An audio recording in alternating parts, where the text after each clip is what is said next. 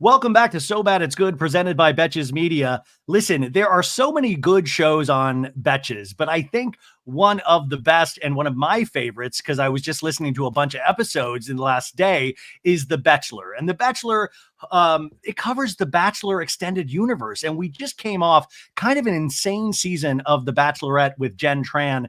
And I got to tell you, I just started watching a couple episodes ago because I knew Kay was going to be coming on, and I got really into it. And I was like, do I need to add The Bachelor back into my weekly viewing? Because on September 18th, we're doing the Golden Bachelorette. But she is here to talk about everything. She's also just like, top notch when it comes to anything pop culture. I talked to her years and years ago, so we'll see what's happened in the last 4 or 5 years. Her name is Kay Brown, but you know her as KayYork City from the podcast The Betchelor. Welcome back to the show. Wow, what an intro. That's the only thing honored. I'm good at, Kay. The intros are the only thing. I am excited to be here. And yeah, we did do a podcast. It feels like a million years ago. It was during pandemic times. So that's what it was. And nothing's really ever gotten back to normal since then. Do you feel like that?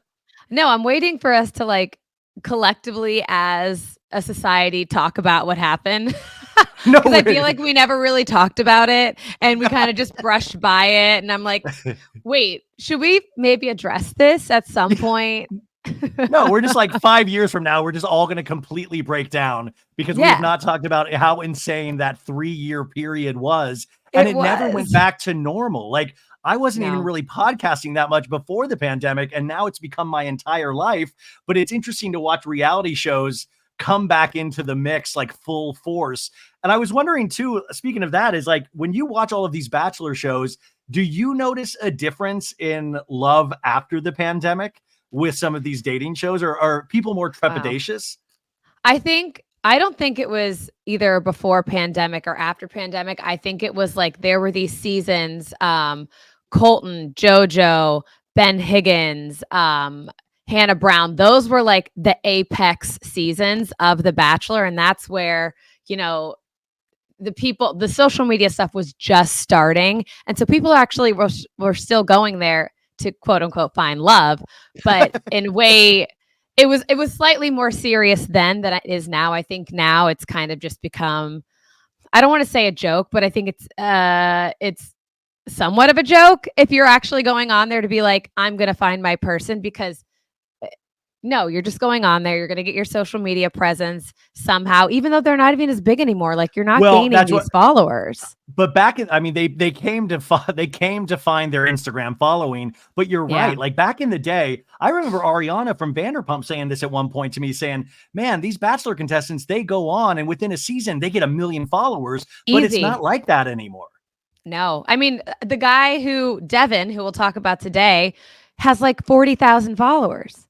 And he won the show. I don't think that's going up either. But in general, like, he didn't have a social media, like none of them have this social media following anymore. I think it's more of just like, now they all stick together in their groups and they go out together and they're seen together and they're collabing with each other. So they kind of stick to this whole trope of Bachelor alumni, Bachelor Nation. This Bachelor Nation, man, I feel like they should be like the DMV where they do more stringent testing. And I was listening to your wrap up of the finale, which was awesome. And also shout out to Jared and producer Jazz. But you guys really give great commentary, and you and Jared bounce off each other so well. But it seems like the problem with this season of The Bachelorette, and I know this isn't a shock for any woman out there listening, is we still fall into the same pattern of men not knowing what the fuck they want at all. Right. Yeah, that is what came out of this season. It was the most relatable season. Jared and I talked about this. Like, it just feels like every woman at home is watching it and being like, I've been her. I know this feeling. And so they think that's what resonated so much with us, other than the fact that it was honestly, hands down, the best finale I've ever seen in Bachelor history. Obviously, there was heartbreak. There was no happy ending, but the cinema of what we watched was crazy. Well, you guys because I feel like anybody can appreciate this. And if you don't watch, maybe you will start watching after this because it was a 3-hour finale, which is, generally overkill, but they do this with every season. Mhm. But then this Devin guy, she ends up proposing to Devin, but we don't see that until the very end because before that, it is revealed that Devin just didn't want to commit, that after they got back from Hawaii, he just it just petered out. So this gets announced and Jesse Palmer, the host, is saying, hey, you know what? There was an engagement, but we actually need to talk about this. So the audience thought, I even thought we weren't going to see the engagement. And then after this segment with Devin and Jen, which was really kind of brutal, they're like, now let's watch the engagement. And Jen has to sit there and watch herself this whole thing that she really believed in. And like you pointed out, Jen was even saying in the thing, going like, do I have a choice if I get to watch this or not? Crazy. I mean, the fact that they actually ended up playing the engagement at the end was honestly very cruel, because if they said at the beginning, hey, we're not going to play this because we don't feel like it's right to show this, then don't show it. You know what I mean? Or show it then before they came out like on stage. But her being on stage with Devin, reliving this after they just had this she just got done sobbing. It was really sad to watch that happen. And I either think they should have cut out the proposal as a whole or had done it when Devin and her were not on stage, or just have Devin on stage and soak that up. Let him watch that. Yeah, sit with what you've done. Which, by the way, when Devin comes out, it's just silence in the audience. Oh, cricket. Usually there's some like woo, just really awkward silence. And what you said though is right. It was really kind of tragic to watch. But at that point, aren't they in Thunderdome? And this is where, there are no scruples in reality television. And you said this is one of the best finales that I've seen, even though it was heartbreaking. It was. So what is that line for you? And you've been watching this show forever. You've been doing this podcast forever. What is your boundary for this thing? Because you admit you like it, but it's also horrible to watch. Yeah. I mean, listen, just because it's horrible to watch doesn't mean it's not good TV. Because The Bachelor, you know what I mean? The Bachelor has very cookie cutter episodes. You know what's going to happen. They have the limo entrances the first episode.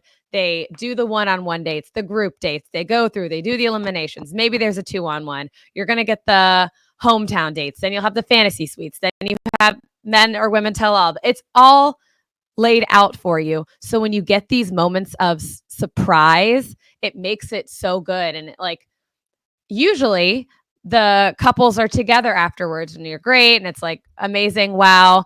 But it's almost 3 hours. Can we wrap this shit up? This was we find out that Jen proposes to him. We find out that Marcus sends himself home before she even goes out to do the proposal. For those who didn't watch, there were 2 guys remaining. Yeah. And the one guy, what's his name? Marcus. Marcus. He just, he seems like he's been rope-a-doped. He's like, I don't know if this, and finally she has to kind of say, hey, this isn't working and send him home. But it's wild. There was only one man to choose from, Devin. And from listening to you guys, I picked up that Devin was that guy that really campaigned to be liked by Jen for the entire season. He was diehard. He was like, I'm here for Jen. I don't care about any of these other guys. I don't care about making friends. My focus is on her.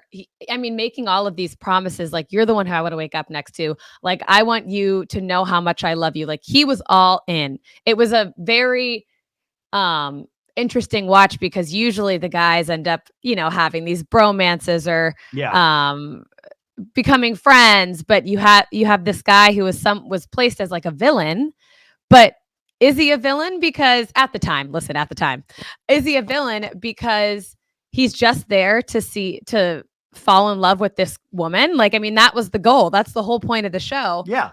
But I don't know. It makes just for really good TV.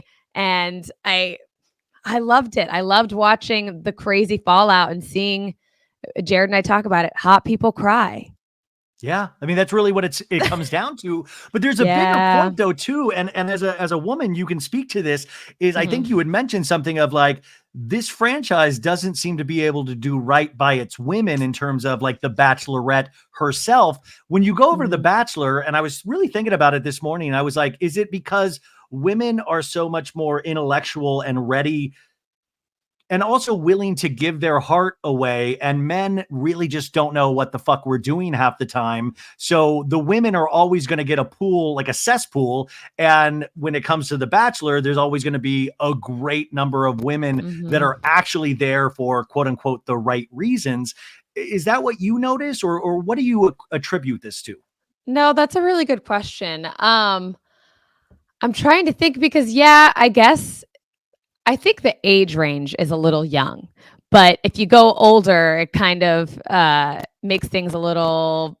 It's harder to. Um, Sadder. yeah, I mean, it's a little bit sadder, but also it's harder to get people to go on if you're like in your late 30s or something. It's like, well, do I want to put my life on pause for the next, year and a half, 2 years for this show?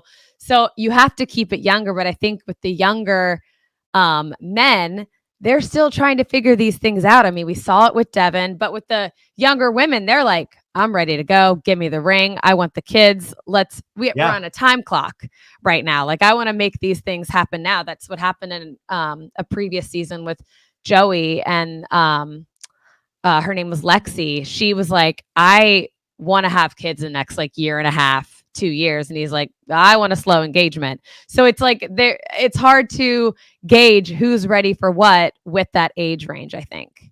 Yeah. I mean, I do wonder about the audition process for this now because, they're Hmm. all going to say they're ready to commit and they're ready. But I mean, in reality, it kind of goes back to the whole conceit of the show, which we don't, I think we're so used to this show now that we just accept that this is it. When in actuality, the reality of this show is sort of ridiculous still. Like, how do you find somebody like, I'm sorry, love does take time, and not even just like Yeah. the first like flirty, horny love is whatever, but then it takes sometimes years to develop into something that is really worthwhile for the rest of your life. How are these hot people going to discover this in a couple month period? I mean, it really comes down to, I think, the circumstance that they're being put under. And I think any of us, I'm not saying it's real, like that love in their head is real. I'm saying, like, imagine being your phone taken away, you're in a hotel room, you're with these people you do not know. There's only one girl or one guy, and all you have to talk about is what's happening around you. So it's like it gets in your head. So of course I I could see myself being put in that situation and then feeling like I'm falling in love with somebody just because I'm cut off from everything else. Yeah. But um But I then don't. coming back to the real world, I mean, when Yeah, you but get the there is real that. world back introduced to it. Exactly. So Jared and I have talked before, and we want them, especially like on Bachelor in Paradise. After, if you figure out you want to be in a couple and this is the person you're going to be with, instead of you staying on the beach until the end of the season, we want to put you in like a condo, give you your phones, live together, see how that works. That should be Yeah. the second half of Bachelor in Paradise, just like they do on Love is Blind, where Yes. they have to go out and they have to deal with like the outside things. I feel like that would be an extra test for this and would make things more successful or not. Do you get competitive with the Bachelor franchise when you see like newbies like Love Island USA or Love is Blind, where you're like, no, no, no, this is the love show right here? Because this Love Island USA really blew up over here this summer. And speaking of like people, like that's where the people were getting massive Instagram followers. I But like, know.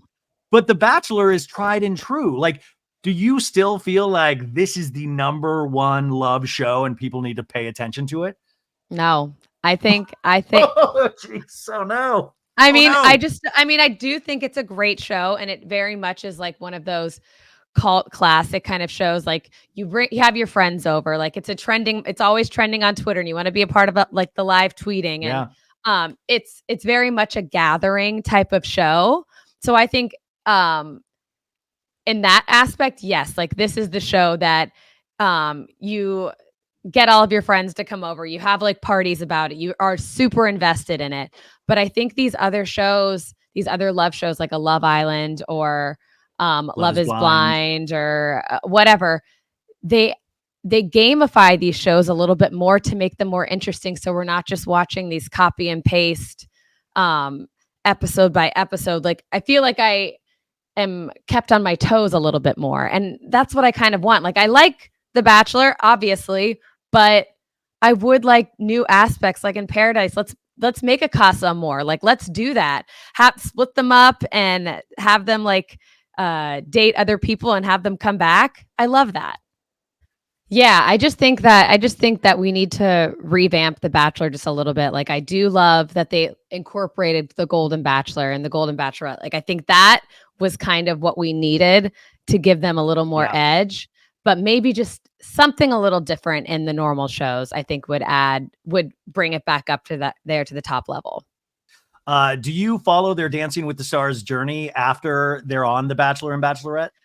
I haven't really until last season. I became friends with Charity from her Bachelorette season, and she invited me to come to her one of her Dancing with the Stars night, which was so fun. I knew Ariana, so I got to see Ariana there, but being in that, the Dancing with the Stars, it was such a surreal experience. It's honestly a little bit of it's a long taping for me to like be clapping and you're like front row and you're having to smile the entire time. But that was really fun. So I ended up watching the rest of the season. And honestly, the cast for this season is super unhinged. And Anna Delvey, of all people.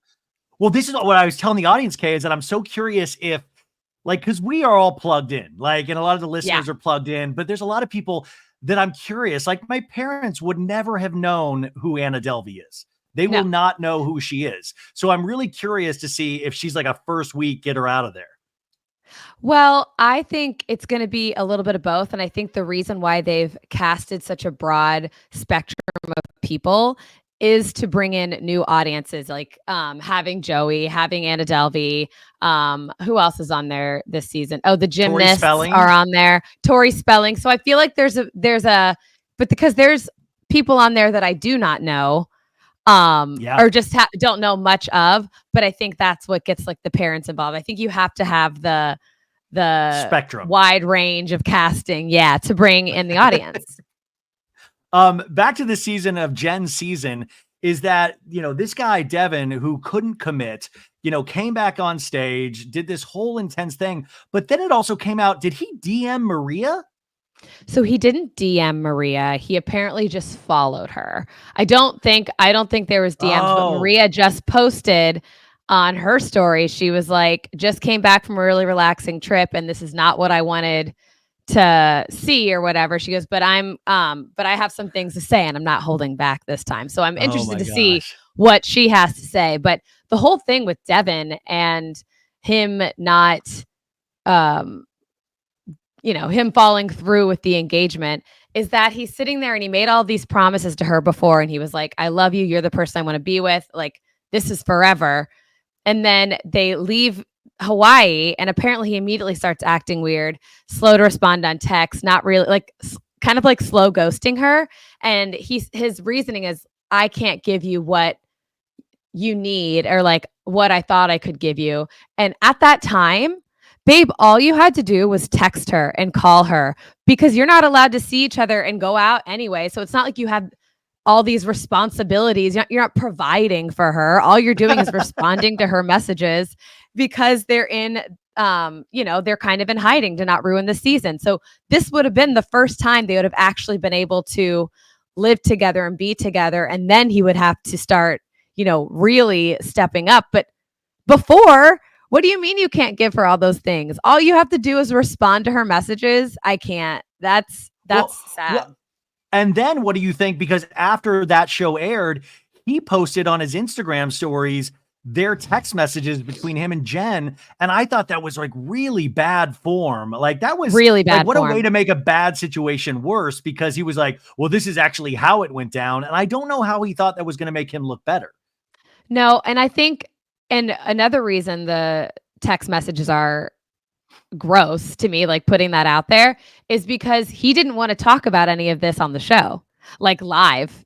He was just like, he was like, we've talked about this, like he didn't speak up. He let her say everything she needed to do. And he was like, okay, yep, that was me. Took it all, but didn't really want to address it live. But then you sit there and post these text messages after, and then he deletes them.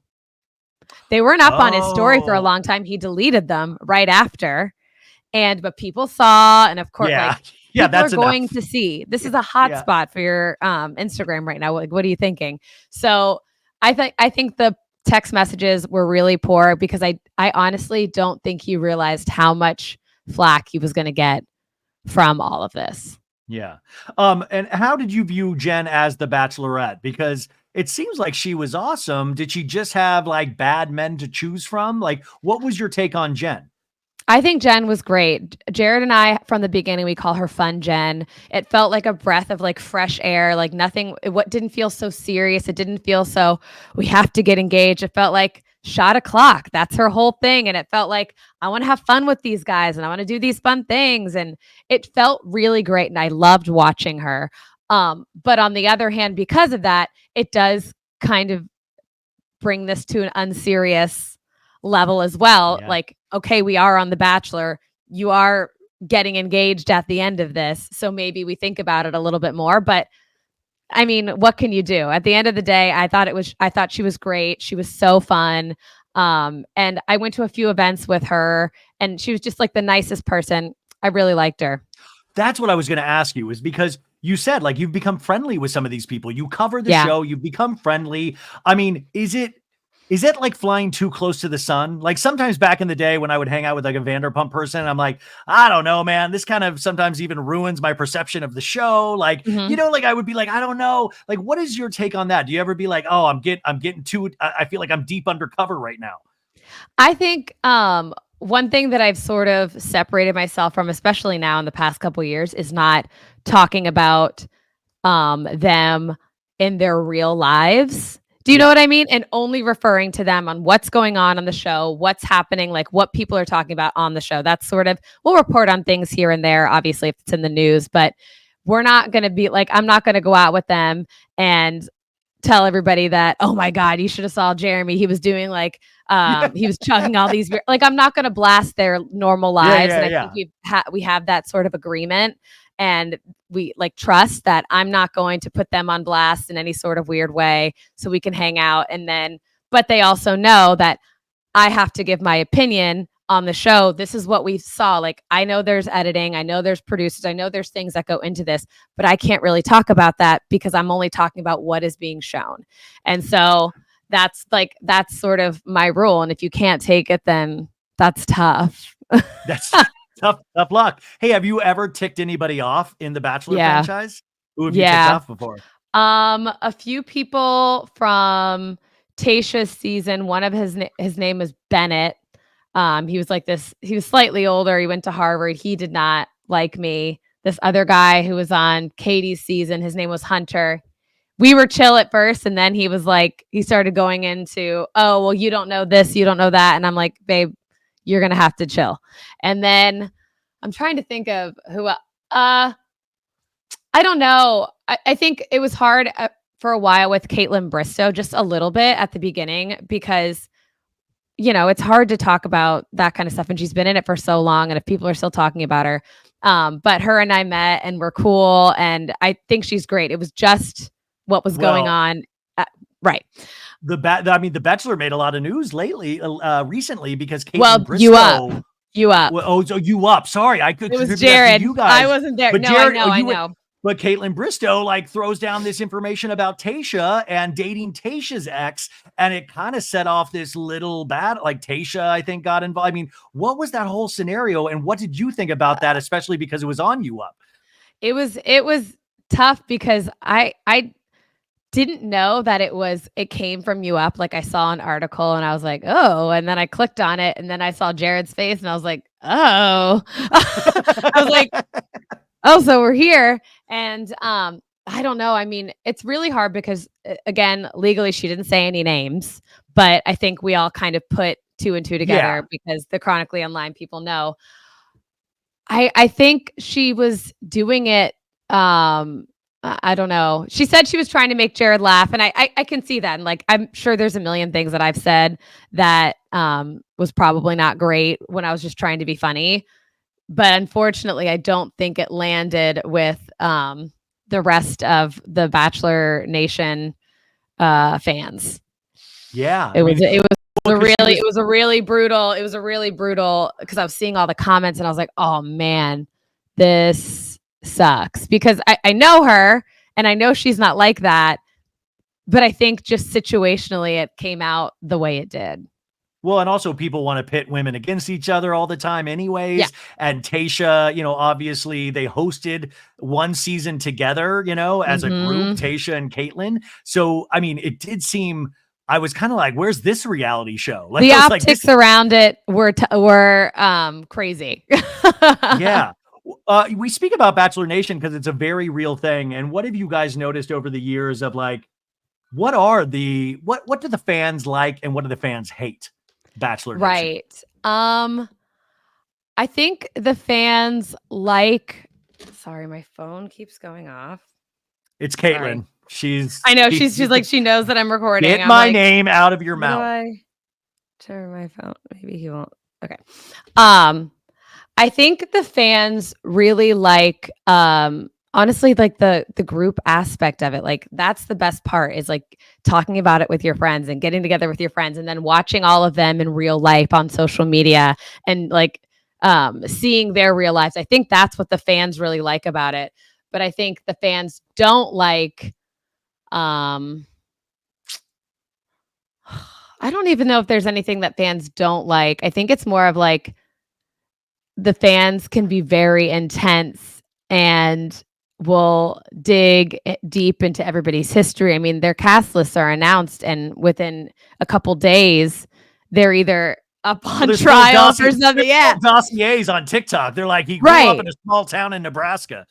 So it's like, I don't know if the fans don't necessarily like anything, but there are people out there who are just trying to expose things. I don't know why. I don't know why. People love mess. I mean, that's drama. Yeah, they love mess. Well, I think, originally when The Bachelor started, it was like right around the time where social media was like starting to pop off, but nothing like it is today. So now the contestants have to deal with so much. Like, I always wonder, like, you're already suspect if you want to go on a reality show at this point, because what is worth it at this point? Like on an off chance you're one of the people that actually make money on reality TV. Yeah, it's just not, to me, like, I'll never go on reality TV. That's what I was going to ask. I was like, would you ever consider being the Bachelorette? Would you ever consider? I mean, if I was the Bachelorette, maybe. But I'm not going through the Bachelor process where I'm a contestant and have to schlep it. I offer only Bachelorette. Have you ever been approached, though? Because I figure like, that might be funny. She hosts a Bachelor podcast. Have her on as one of the contestants. They've never approached me. I know Jazz submitted an application for me. And you got rejected? No, for Grant this coming season, but there's no way they're going to pick me just because of, I feel like it requires a certain level of desperation to want to be on reality TV that I feel like a lot of people, or I mean, me, I don't have that. I'm not going to be manipulated. Like, I know too much. I feel like I know what's going on a little too much to be in a situation where I need to like perform. I just won't. And then I'm going to be sent home the first night and I just quit my job and, did all this stuff for nothing. I just don't think that I have that level. But if I absolutely had to be on a show, it would either obviously be being the Bachelorette, or I would do Big Brother. Really? You would do Big Brother? I would totally do Big Brother. That seems even more intense, just like trapped and locked away with a bunch of nut jobs. Yeah, but I think... Yeah. I know. I love it. No, I just think that this is the one, because it doesn't involve like relationships, and there involves like, people strategy. I think I get along with people pretty well. And obviously I'm not going to be like the best competitor, but I feel like I could win Big Brother. If I had to do a reality show, it would be that. What do you notice about reality stars, though? Because you said there is this level of desperation, and I think we all see it. And especially then once you get into the reality show pipeline, because, whether you're like Harry Jowsey, like all of a sudden you're going from show to show to show to show. And like you've probably seen a lot of people start off on these shows where they're completely normal. Do you notice that reality changes people when they get on a show? Yeah, a little bit. I mean, a lot of these Bachelor people, it's so funny. They think that they are A-list Leonardo DiCaprio, like celebrities sometimes. I mean, obviously they're very recognizable in the face. Like, you know who they are. But if you're sitting here and being like, sorry, I can't go to Penmar, there's going to be too many people taking pictures of me. Get the fuck out of here. Like, what do you mean you can't go to, out? I can't. That's crazy. Take the picture. You put yourself on reality TV. You wanted this. So, yeah. I mean, there's the whole thing we talked with Chaperone and like giving people their space, but I'm going to say it's different for reality people. If anybody on The Bachelor or Bachelorette are like talking Chaperone, like I'll see you at Coachella. See how I do think that this is different. Like I'm never going to promote like stalking and like harassment. But if you're on The Bachelor and you go out to eat, like, and somebody wants to take a picture with you, like, stand the fuck up and take the picture. The 15 minutes is closing as we speak. So I see that, and but to me, I think there's one reality show. I want your opinion. Yeah. That I think the characters are exactly who they are. I think Vanderpump Rules is the exception to me where I think. But you know why? It's because they started in 2013.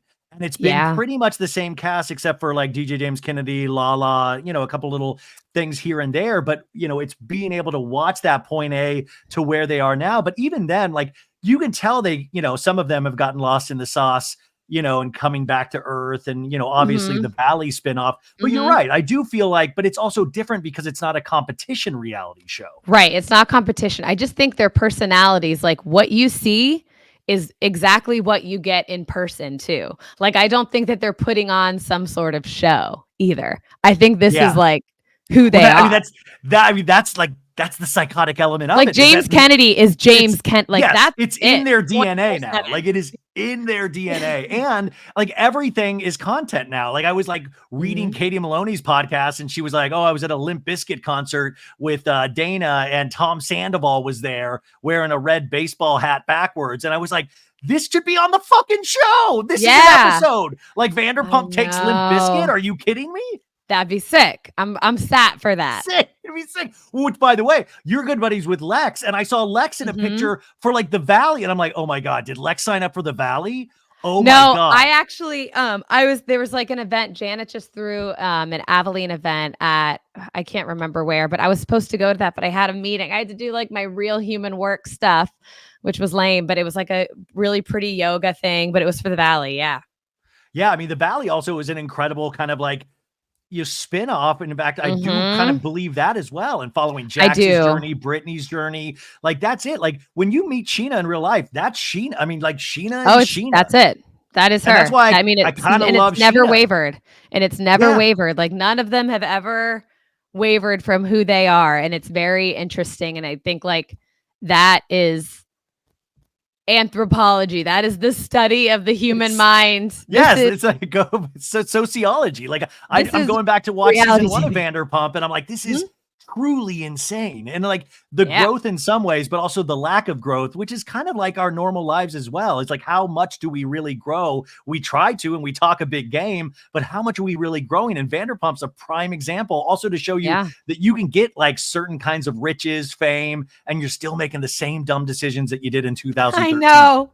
I mean, but like we're sat for it. Like I'm like, oh hell yeah. Oh yeah. Like, this is I'm clocked horrible. in. I'm gonna watch. Okay, you mentioned the Golden Bachelorette, which you guys are covering on September 18th or 19th. I believe. Yeah, it comes out on the 18th, I believe. And it's Joanne from Gary's season, right? It's Joan. Yes, Joan is from Gary's season. She is like, it's funny because out of all the people who I think would have been the Bachelorette, chosen as the Bachelorette for this season, I don't think it would have been Joan. just because Joan's a little too hot. Joan doesn't need a reality show to meet someone. Her whole thing is like, I feel forgotten. I feel like nobody sees me. Which I'm sure, like, as you get older, I bet that is absolutely how you feel. But she's hot. Like, there was a video of her on TikTok. She was doing one of these like transition videos where she's like sitting on a little bench. And she is in like pajamas, and then she does like a fan kick, and the fan kick like hits a high heeled shoe, and she's like in a leather cat suit. She's the hottest woman ever. So I'm interested to see what happens with Joan and her men, because it's also, how did you find all these men that don't have like said weird things or had weird past? They're all older, so there's something there. According to Gary's story, Gary tragically lost his wife. It set up the whole season for the Golden Bachelor. Was Joan the lady that had to leave early because of her daughter this past season? She had to leave early because of her daughter. Correct. Dude, I wonder if she Gary became like a fan favorite, like immediately. And everybody did Gary try to get back on this season as a contestant? I bet no. I think everybody's the Hollywood Reporter article that came out right on Gary's finale was kind of shady to me, because I don't think they there was released a lot it the day of the finale, right? I know it was really on Gary. Yeah, it was like a smear campaign. I'm like, let this man live. I have to say, like, the Golden Bachelor brought me back in. Like, I loved it. Brought a lot of people back in.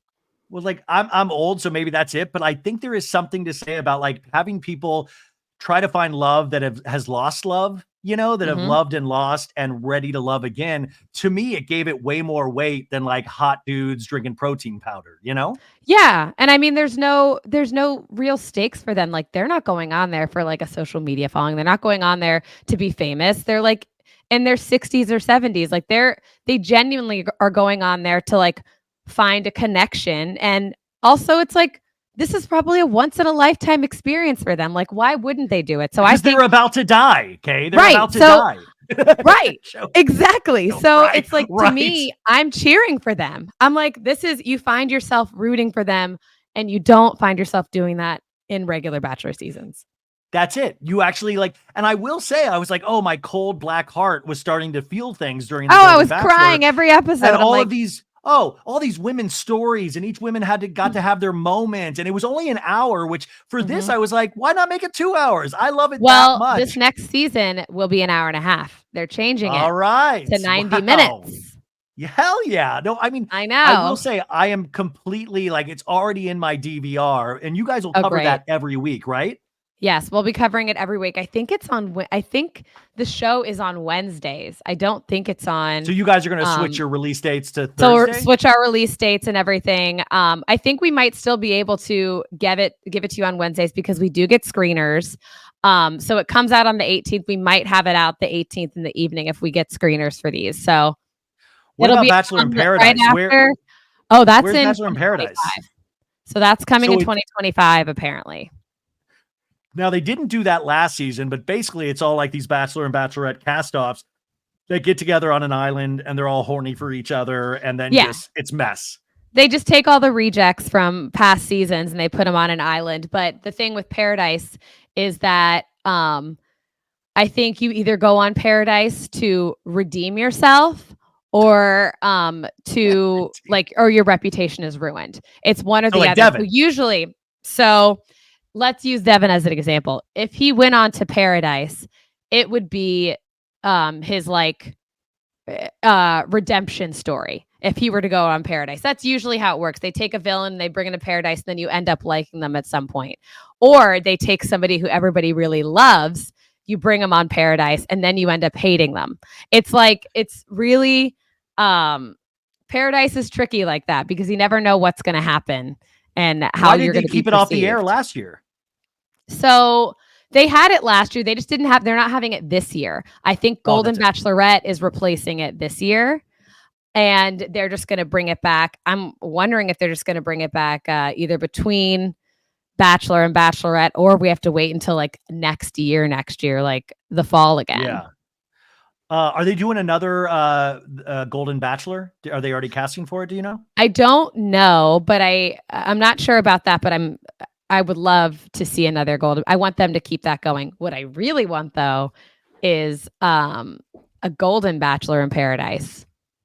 But Jared was like, they should do it in like Boca, like in like, you know what I mean? Retire Uh-huh. the retirement village. Or just bring them and mix them in with the gang. Or you know what I mean? See what happens. We've taken all of these people and thrown them into a retirement home. And now we see, God, I mean, that would be such a mess, but I would be so here for it. So I was just going to ask you, but you kind of answered that of like, how would you, because it doesn't need saved because everybody still shows up, maybe not in the numbers that it used to, but like, what are the changes that you would want to institute for the Bachelor and Bachelorette to make it like more skin in the game, or things that you've noticed to pull in potentially even a younger audience or an older audience? I think they need to gamify. I think there needs to be like, not just, I get that there's like group dates and they'll play, like do those kind of games and stuff. But like for Paradise, especially, I think we need to incorporate putting them in like a condo after they decided like, this is my person or whatever. I don't want to see you on the beach anymore. I want to see you like in half real life. You get your phones back, you're living together, whatever. You can come to the beach and hang out, but you're still like, but you have to be together in that place with your phones at all times. You know what I mean?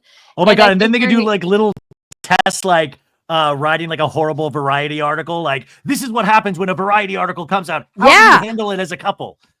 Right. I think and I would like to see The Bachelor or Bachelorette as like a live show. Like, it's not live as in like the studio audience, but I mean like a Love Island, how it's what you're seeing is essentially live, or Big Brother, how they do those live shows and you're seeing it happen in real time. Like, I want to know when these people get sent home, I want them to like be sent home like right as we're still watching. You know what I mean? Yeah. I want it to happen in real time instead of recording it ahead of time and then putting it out. I want to see it being done. Well, you and Jared were talking about like, so many great locations this season, Australia, this and that, and a lot of people jumping from high places. I'm at a point where like, I don't give a shit about any of that. Like, I just want intense conversations. I'm like, I can see that on the internet. Like, I want to see what's going on between you guys. Like, how much of it is the locations? I know. I think the locations obviously are amazing, and they took us right out of the Bachelor Mansion this season. Usually you have like a week or two at Bachelor Mansion before you go anywhere, but literally the next day they were like, "Hey, pack your suitcases. We're going to Australia," and everybody's like, "What?"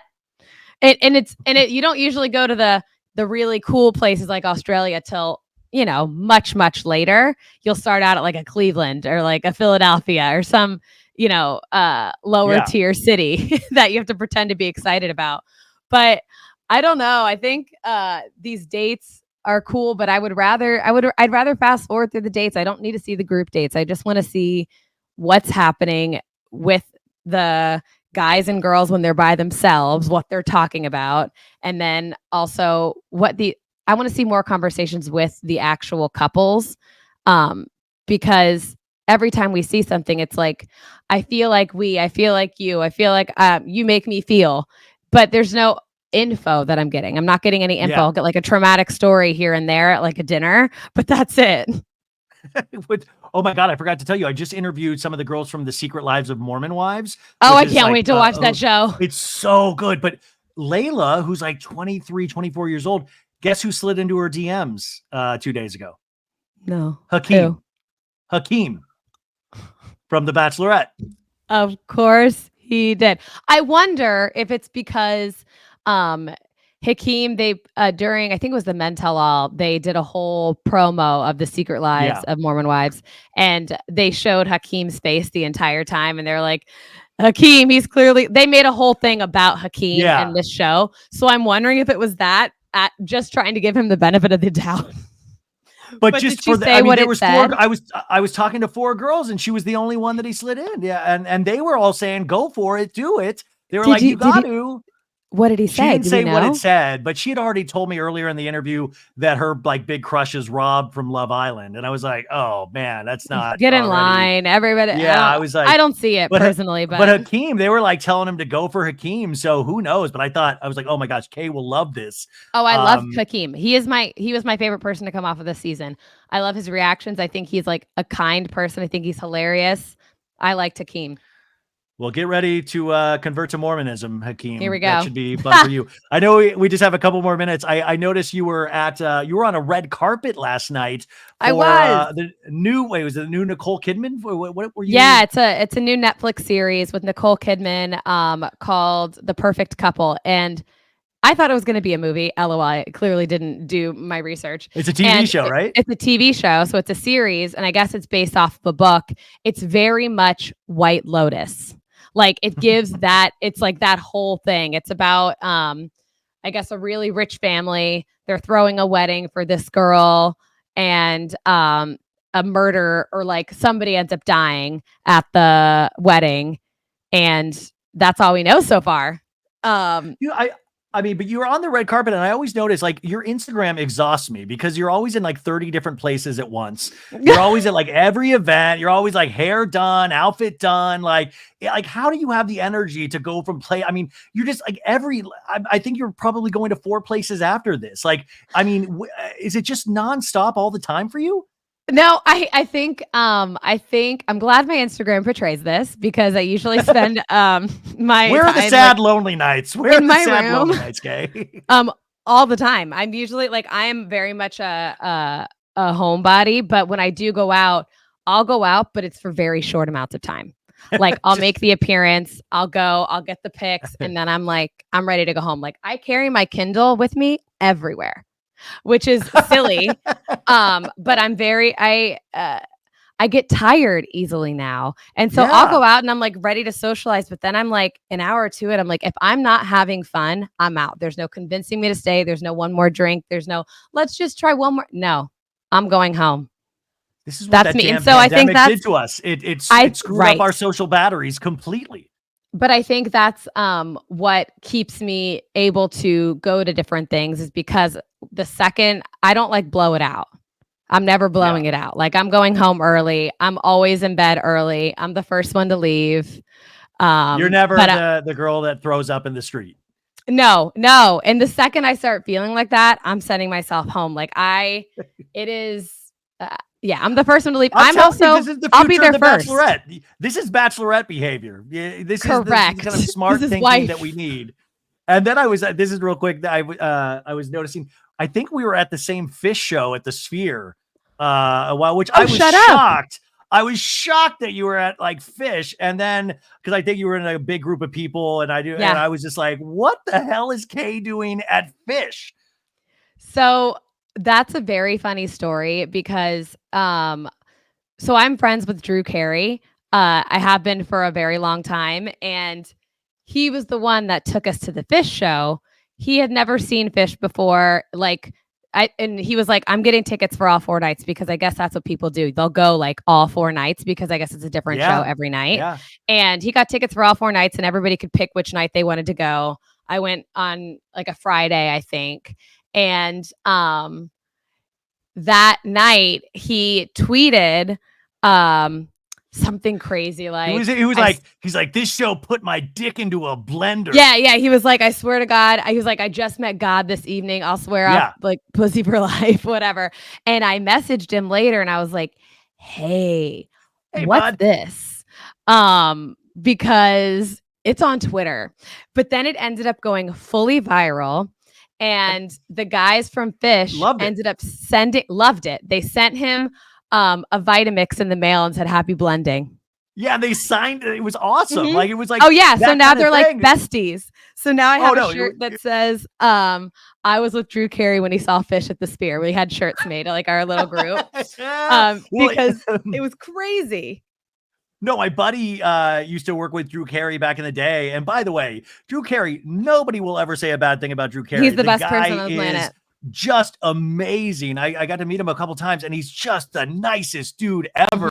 But I was cracking up. I was like, there's Drew Carey. There's Kay. This is like, in what I was like, what is going on here?